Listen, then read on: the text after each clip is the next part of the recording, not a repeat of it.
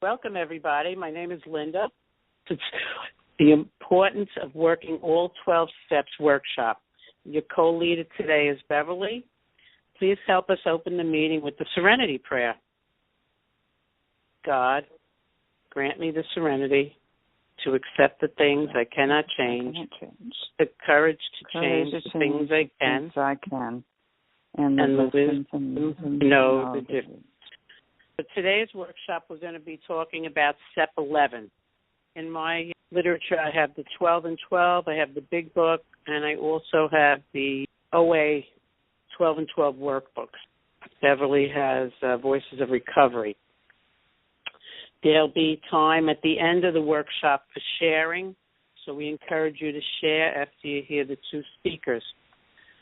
My name is Linda. Like I said, I'm a grateful compulsive overeater. I'm going to give you a little bit of my story. I came into OA in September of 1989. I came in through AA. I was at an anniversary of a friend. It was his first anniversary, and I had never been involved in 12-step programs before. And as I sat there and I listened to everybody get up and qualify, I kept thinking, gee, their story was the same. I identified that was me, but I didn't drink, I ate. I was really impressed. When I went to work the next day, I was talking to my friend, and I was telling her about this. And I didn't know she was in 12-step programs.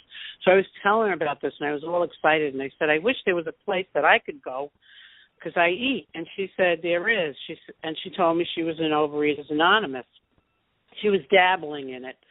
So that night we had a job where we spent a lot of time in the car together. So I always say, like any self-respecting overeaters, we ate our way through the 5 boroughs of New York, and then that night we went to a meeting. I sat and I listened with intent because I was desperate. I really knew I needed something. I couldn't stop eating, and I didn't know why. I didn't know why I did it. So that night, I got a sponsor. Back in the day, they gave you 30 questions in 30 days. So every night I had to write my food plan and answer a question. And she came over to me and she asked me, if I needed a sponsor, and I said yes. And she said, you're going to call me at 11 o'clock at night. And I thought about it, and I said, well, 11 o'clock at night, I usually go to bed early. She said, well, if you want what I have, you'll do what I do. And I said, okay, because I did want that. I worked with her, and at one point she came out with these little slogans that you're going to come in for your vanity and stay for your sanity. And I said, thinking to myself, I'm not crazy. But, at that point, I was just into the food. I had I didn't realize what my behaviors were about, that food had a lot to do with it. So as I continued, we worked the steps together. I realized that a lot of what I was pointing my finger at everybody, they say you point 1 and 3 are pointing back to you. I started to learn that I was also part of the problem. So it was nice going through the steps to find out that I could change. That was another thing. Change was very hard. But I knew that if I wanted what she had, I had to be willing to change. I had the willingness. I remember way back, we didn't have all the wonderful OA literature. We have a lot of wonderful OA literature today. We didn't have any of that. We had the Big Book and the AA 12 and 12. And I remember when I read the acceptance passage in the Big Book, then it was page 449 in the Big Book. I think now, if you're 4th edition, it's 417. But I read that, and I felt my shoulders just go down. I really felt like I needed to accept. I needed not to have any expectations. There was just so many things that I found myself learning, how to change by doing these things.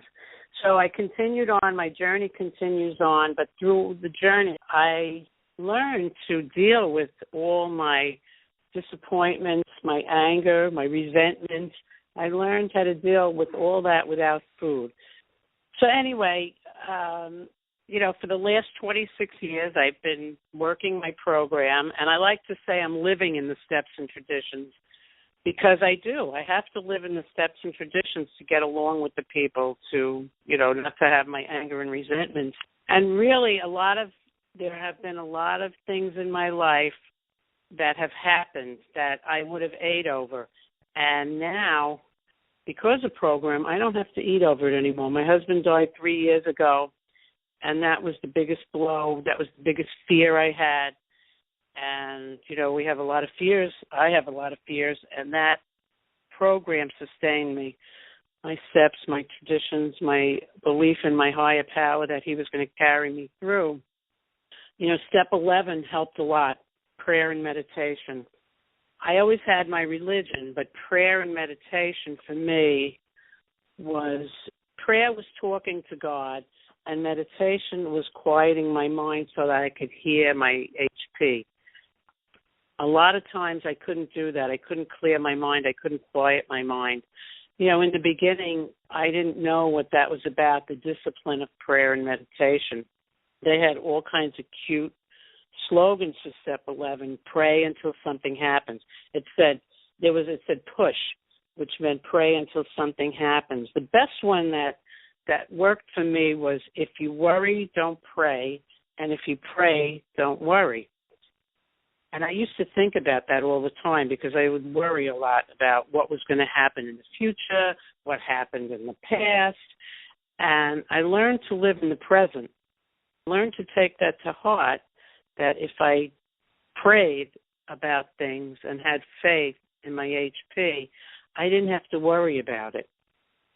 And it took a lot of practice to ask for the freedom of self-will because, I'm an undisciplined person. And believe me, self-will runs riot. I want it my way. I want it when I want it and right now. I want instant gratification. And sometimes I have to think about things to identify my motives. Am I being manipulative? Am I being passive-aggressive?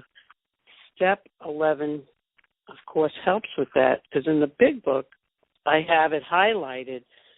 And I'm going to read this passage to you. When we retire at night, we constructively review our day. Were we resentful, selfish, dishonest, or afraid? Do we owe an apology? Have we kept something to ourselves which would be discussed with another person at once? Were we kind and loving toward all? When I do go to bed at night, I think about that. I do my 11th step. If I need to make an amends, if I need to talk to my sponsor about something, if something's bothering me, I need to look at that. I need to examine it.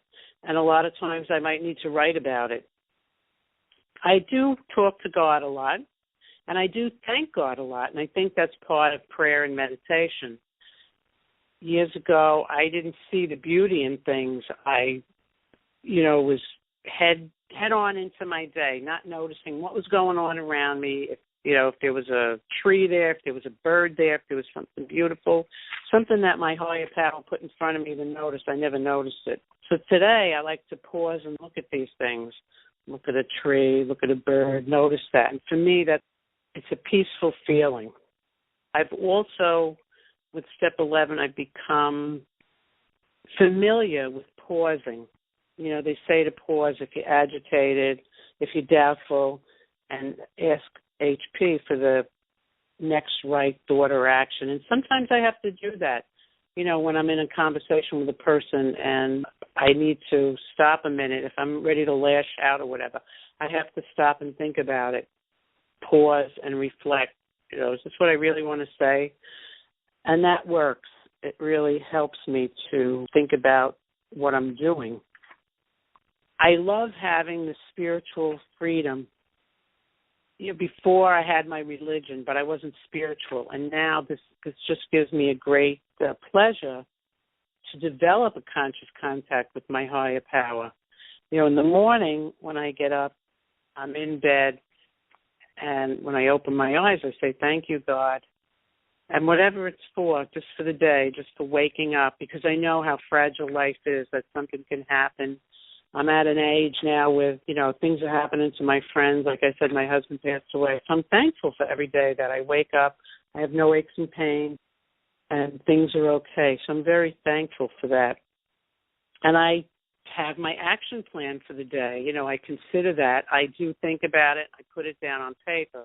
When I get up, after I say my prayers, I love the third step prayer because I'm offering myself to thee to build with me and to do with me as thou wilt.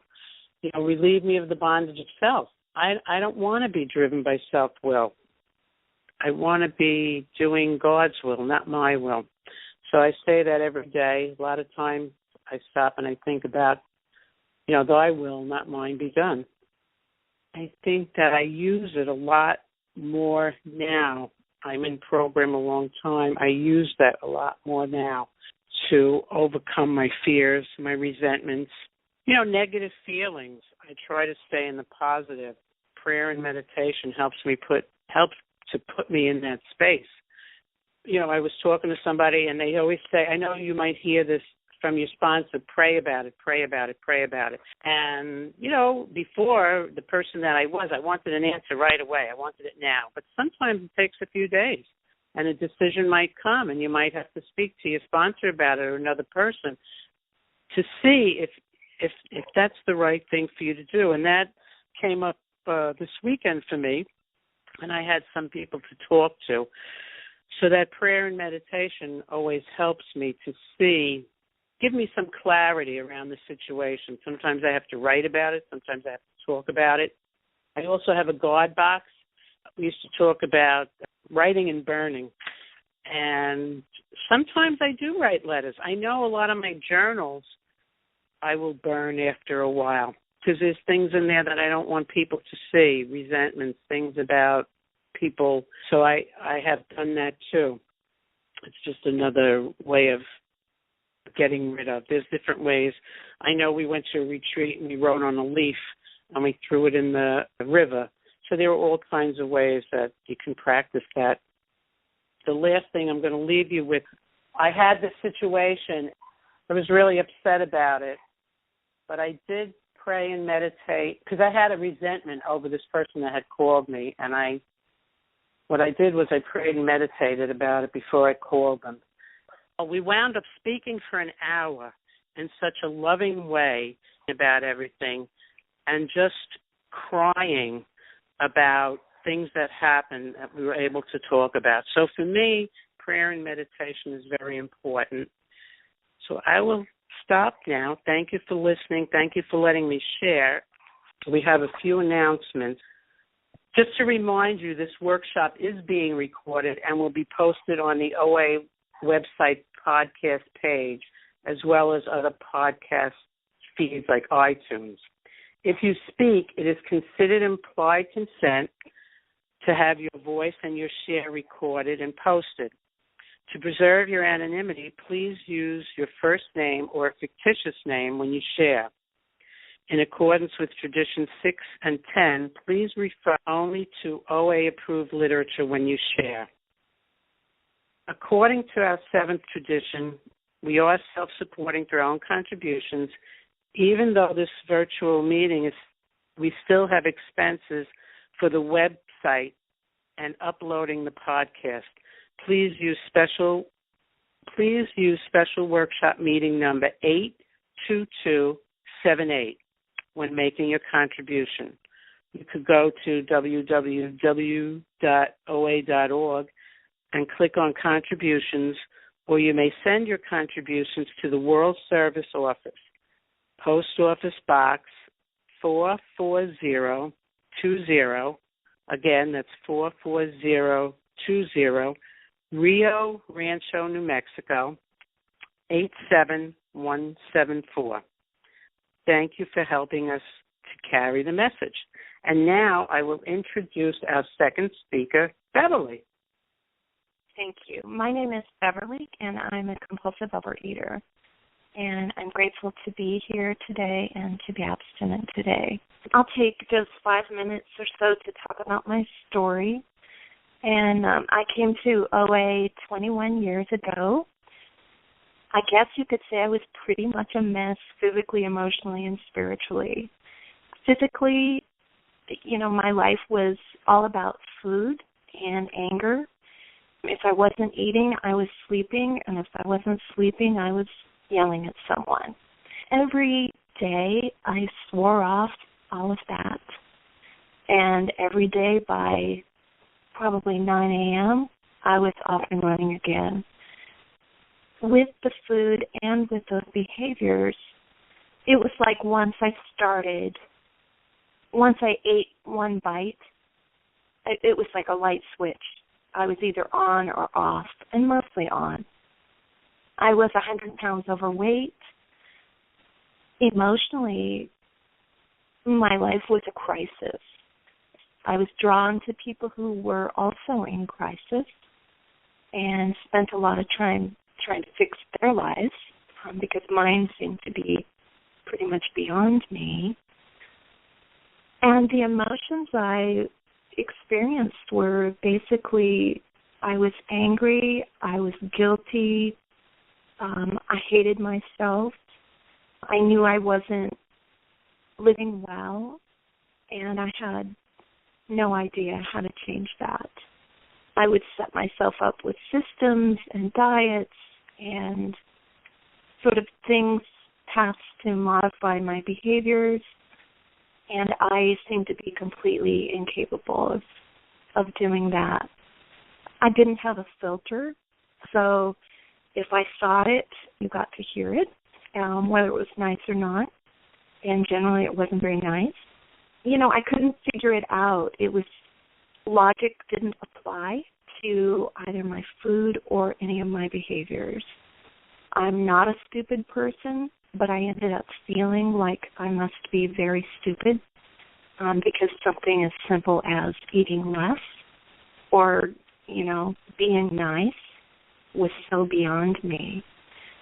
I came to OA feeling very much like the world would be better off if I weren't in it. And I couldn't think of a single thing that I was good at. And that was 21 years ago. I guess I'll talk about spiritually, too. I didn't believe in any God. I believed God didn't exist, and yet I was very, very angry with God. So try and make sense out of that. I felt that the way to navigate through life was to be self-reliant, and yet self-reliance was clearly failing me. I also tried to be dependent on other people, and I felt other people had failed me immensely. So that's where I was, and when I came in 21 years ago, step one was this amazing thing for me. I feel like I needed to just hear step one to see how much it applied to me. My life was such a mess, and I sat in my first meeting and cried and said, I don't care about the weight. I'll stay 100 pounds overweight. I just need to stop acting the way I'm acting. And I'm grateful that after all these years, today I like myself. I'm not a perfect person. I mess things up sometimes. But I can, at this point, see the gifts that I bring. I can see my positive contributions. I'm pretty much drawn to people who are healthy and well now, whereas before I think I deliberately sought out people who maybe were even sicker than I was. I have good relationships. And I have a normal-sized body, which is this amazing thing that I had given up on when I came to OA, and I'm grateful that OA has given me these gifts in physical, emotional, and spiritual realms. It's such a gift to be able to say, I like myself today. What a gift. So to talk about step 11, I panicked a little bit when I heard that, I'm going to be speaking on step 11, because I've always felt like this is the hardest step for me.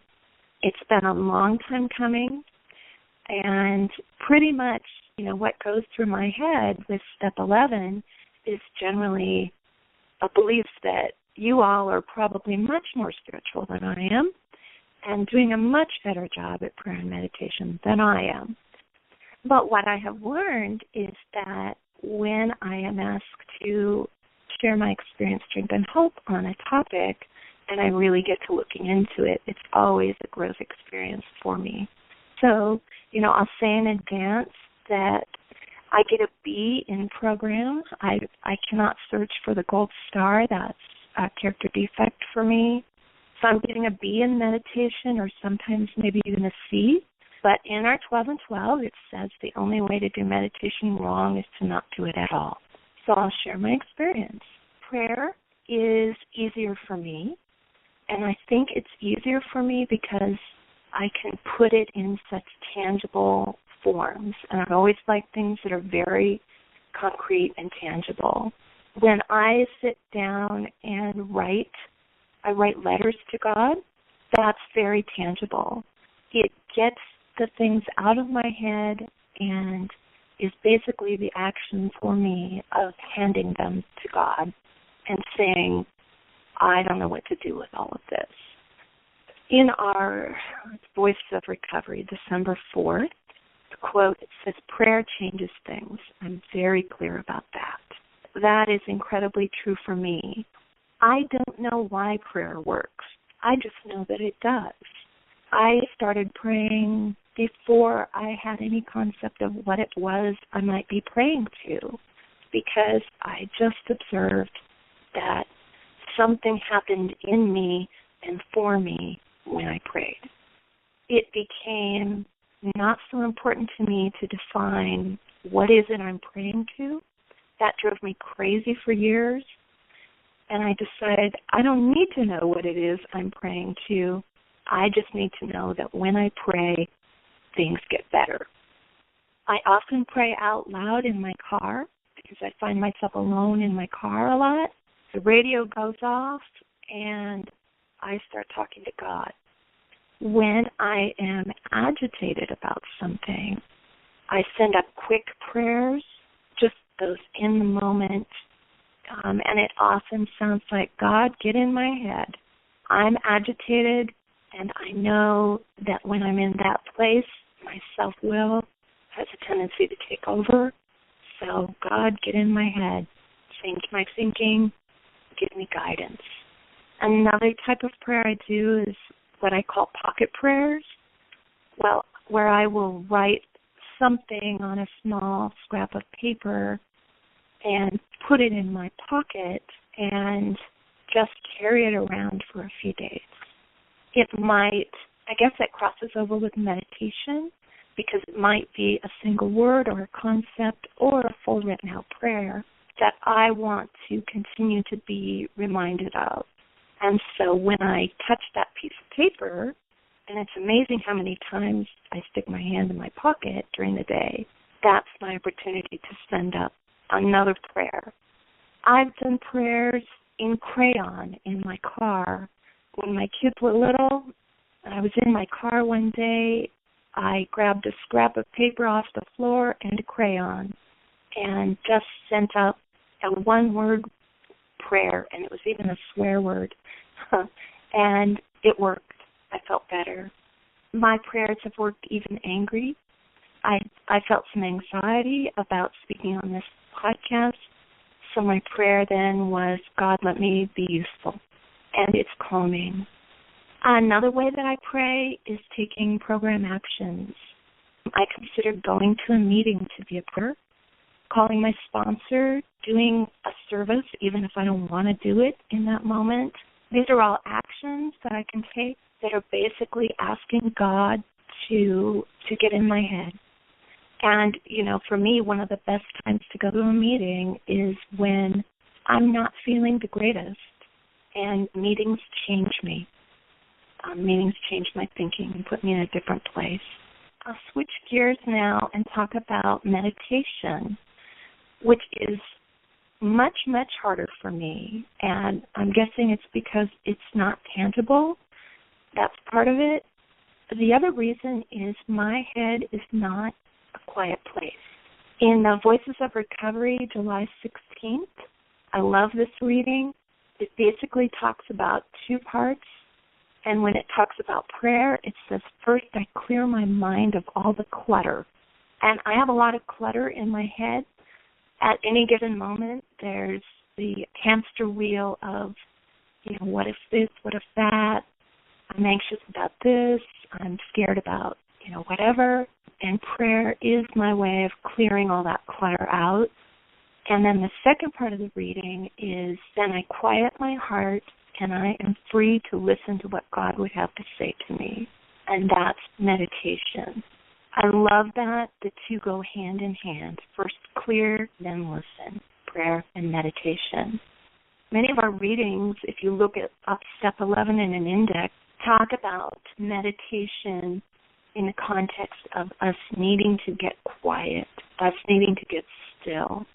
And I definitely need that. I've heard it said, God is in the pause, and that's incredibly true for me. I don't find God, I don't hear God when I'm in the craziness, when I'm in the clutter, when I'm in the clamor. I hear God when I get quiet. So meditation, like prayer, for me, it's often in my car, in my cell phone as a timer, or sitting at my desk. I need to plant both feet on the ground, just get quiet. And for years, I heard of people, like I had one gal in a program who had almost like I pictured it as like an altar or something. She had this gorgeous place. She had a separate little area in her home that she meditated, and she had candles and, all this pretty stuff. I realized I don't need a pretty place to meditate. If one wants to appear in my life, I'm kind of open to that, but I don't really need it. Meditation can happen anywhere, like prayer can happen anywhere. In the OA 12 and 12, I'm going to read something out of that. It's page 96. It says, meditation is an action which gives us much-needed practice in the art of sitting still and opening our hearts to receive spiritual nourishment. Many of us have spent a lot of time running from the food, then running to it. And many of us have turned to excess foods for its sedative effect. Eating compulsively was our chief means of relaxation. Meditation offers us a way to stop running and relax without eating. When meditating, we consciously choose to focus our minds on something other than our everyday desires and concerns. I love that. I need the quiet. I need the calm. Meditation gives me back my intuition. I find it soothing. It gets me back in touch with God and with what I call my higher self. I really, really believe in the principles of the 12 steps. And step 11 to me, along with step 3, are how I align with those principles and how I realign myself when I'm not doing well. I came to the program with really not in touch with how I was doing, all the nuances of my physical body and how my physical body felt, how I was doing emotionally, how I was doing spiritually. I did know that I was a mess, but all of my feelings and the nuances of those feelings got buried under food and anger and these angry behaviors. Prayer and meditation, to me, these are my paths to peace. I'm so grateful to OA that now in my program, I notice when I have a stomach ache. I did not know before that I got a stomach ache. When I get anxious, I get a stomach ache. I was just so out of touch with my body and its feelings and my emotions. Prayer and meditation, well, this program has given me a way to get back in touch and to take care of myself when needed. And prayer and meditation are key to that. I've got 2 questions that I wanted to put out there for you, and these are from the OA workbook from Step 11. And the first one is question number 4, which is, how important is it for me to have a regular daily quiet time for prayer and meditation? And then question 13, how does time spent in prayer and meditation affect me?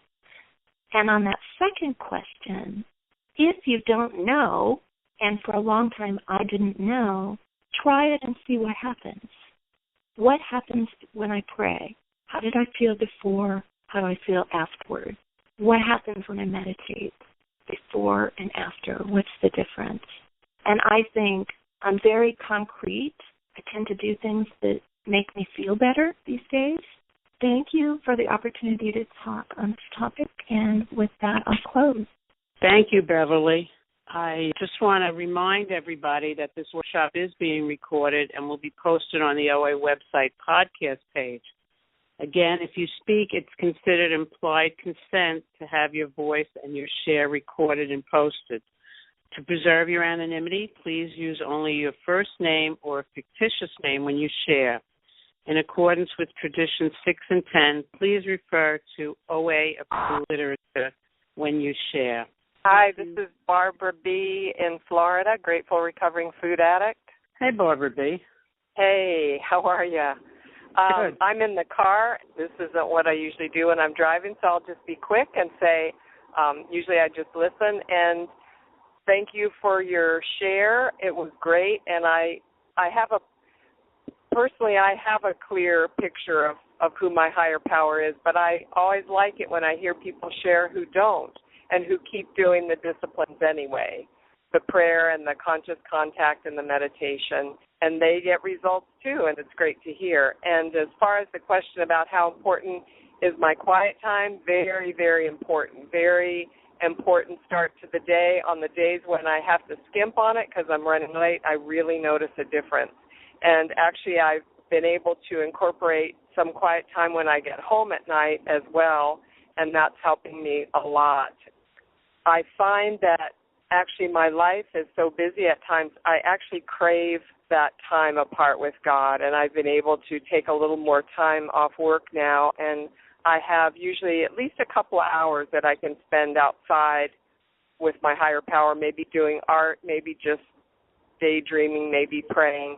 But it's very essential to me because the world can be busy and noisy and we're all on the go.